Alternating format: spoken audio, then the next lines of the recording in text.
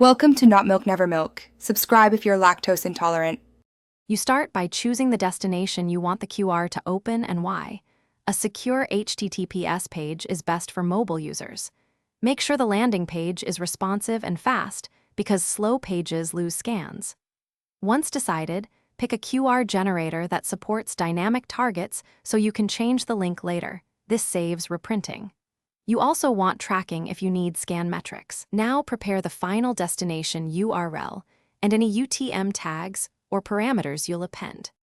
You paste the exact URL or payload into the generator and choose dynamic if you may update the destination, static if it will never change. Set an error correction level. M or Q balances scannability with design.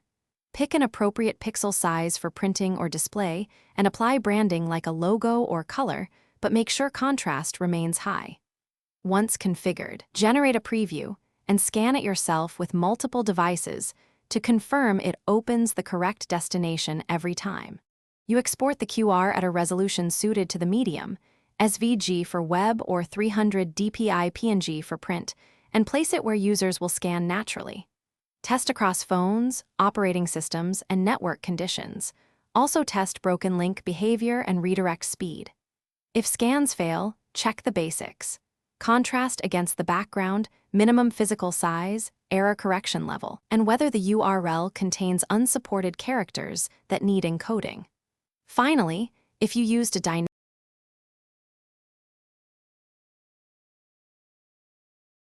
Thanks for watching. If this was helpful, leave a like and consider subscribing. See you next time.